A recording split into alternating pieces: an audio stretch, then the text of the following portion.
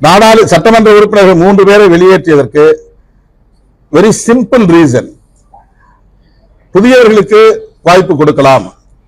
ஏற்கனவே இவர்கள் வெற்றி பெற்று ஒரு முறை சட்டமன்றத்திற்கு போய் அதை பார்த்து விட்டார்கள். அந்த அதிகாரத்தை அவர்கள் நுகர்ந்து விட்டார்கள்.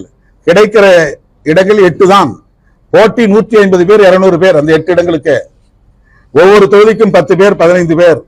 எல்லோரும் எனக்கு நெருக்கமானவர்கள். யாரை விடுவது, யாரை தேர்ந்தெடுப்பது என்கிற பிரச்சனை இருக்கிறது. ஒருவரை எடுத்தால் மற்ற 10 பேர் எனக்கு எதிரியாக மாறுகிறார்கள்.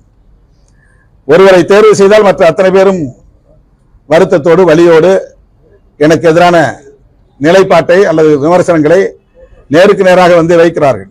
அது உரிமையோடு செய்கிறார்கள். அது உட்கட்சியில் இருக்கிற ஒரு உரிமை. அது அண்ணன் தம்பி என்று பழகுவதால், தலைவன் தொண்டன் என்ற இடைவெளி இல்லாததால், இரவு பகலாக அவர்களோடு நான் களத்திலே நிற்பதால் அந்த உரிமையை எடுத்துக் கொள்கிறார்கள். அவ்வளவுதான். ஆகவே அவர்களை நான் மாற்றியதற்கு நான் பின்பற்றுகிற சமூக நீதி பார்வைதான் காரணம். 3 முறை பாலாஜி கொடுத்துட்டோம், சரி இன்னொரு முறை ஒருத்தனை கொடுப்போம், அவ்வளவுதான். Very simple reason. சோழிங்கநல்லூர்ல நின்றார் பாலாஜி, அப்ப வெற்றி பெற முடியவில்லை. மயிலத்தில் நின்றார், வெற்றி பெற முடியவில்லை.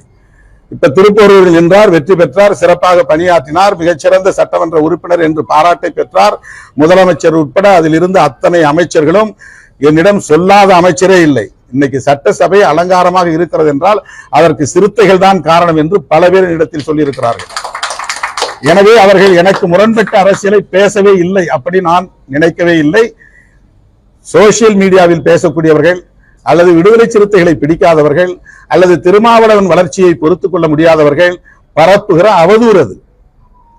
ஆக நான் கொண்டிருந்த சமூக நீதி பார்வை என்னை உந்தி தள்ளியது. இந்த 2 பேருக்கு பொது தொகுதி 2 தான். 8 தொகுதி வாங்கினாலும் 6 தொகுதி வாங்கினாலும் பொது தொகுதி 2. இப்ப மறுபடியும் அதே 2 பேருக்கு கொடுக்கணுமாங்கிற கேள்வி எழுது.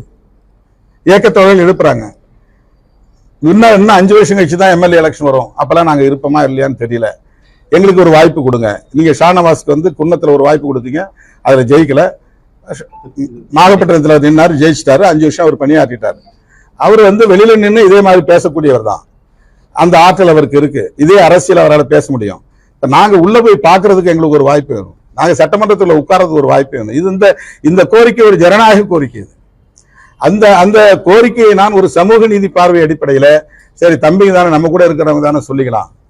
நாம எடுக்கிற முடிவுக்கு எந்த இன்டென்ஷனும் ஒரு உள்நோக்கமும் அவங்க கற்பிக்க வாய்ப்பு இல்லை, அதனால நம்ம எடுத்துக்கிட்டு சொல்லலாம் அப்படின்னு நான் முன்கூட்டி சொல்லல. அவ்வளவுதான். மசாலா